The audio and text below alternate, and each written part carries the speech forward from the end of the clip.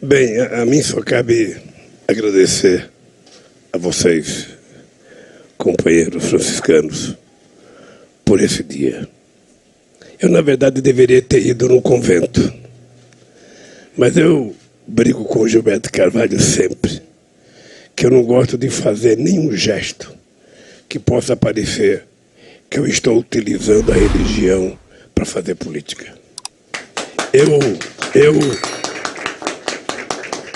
Eu falo para a Janja que uma das coisas que eu tinha vontade de ver há muito tempo é o Círio de Nazaré. E agora mesmo ela vai para lá. E o governador me ligou ontem para ir a Belém.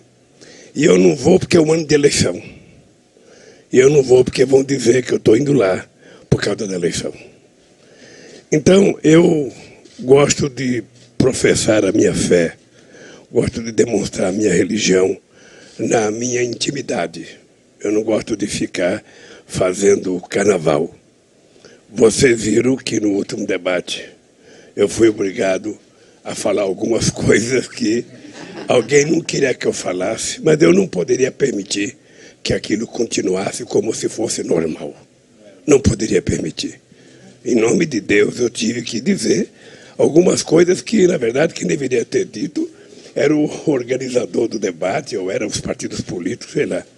Porque, para mim, a fé é uma coisa muito sagrada. A minha espiritualidade, eu levo ela muito a sério. E eu gosto de fazer as coisas com muito, mas com muita verdade dentro de mim.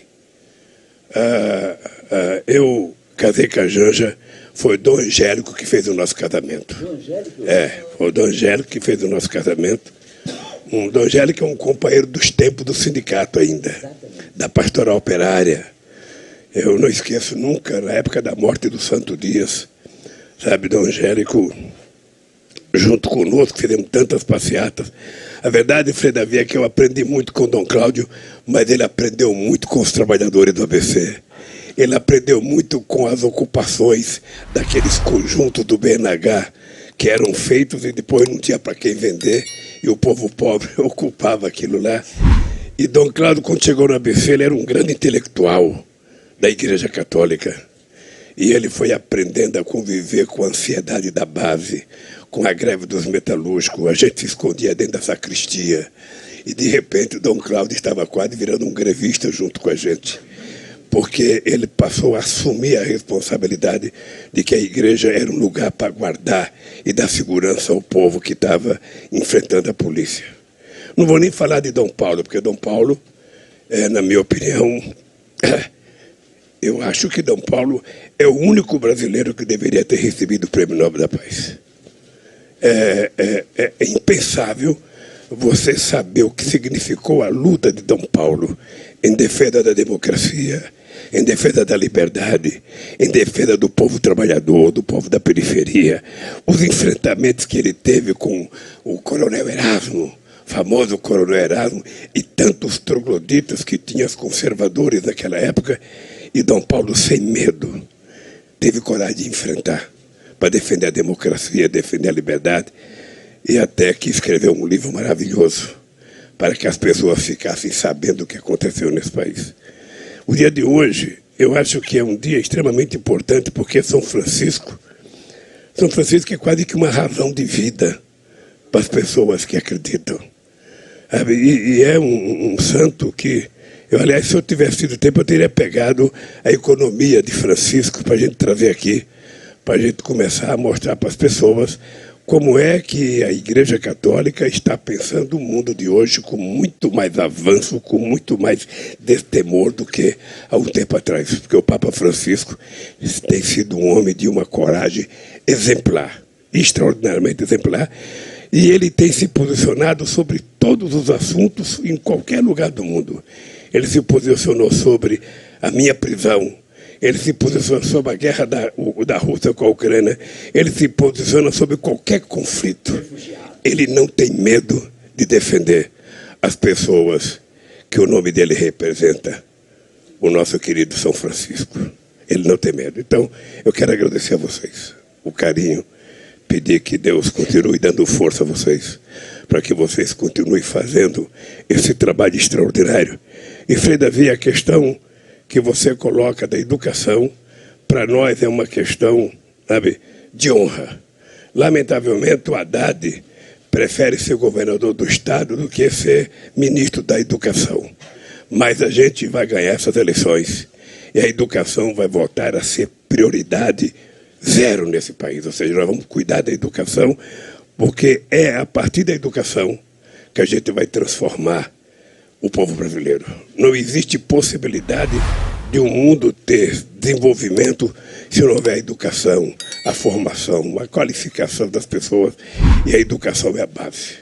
O ProUni, que foi uma coisa muito contestada no começo, não apenas por você, foi contestado por muita gente da esquerda que não queria que a gente fizesse o ProUni, que a gente na direita não queria por outras razões. Mas o meu contestação é diferente. Tá, agora, o FIES... Eu era a favor, mas eu queria um outro estilo. Mas gostei mais do seu. Tem gente que critica o FIES, tem gente que critica o REUNI, tem gente que critica o Enem, tem gente que critica o SISU.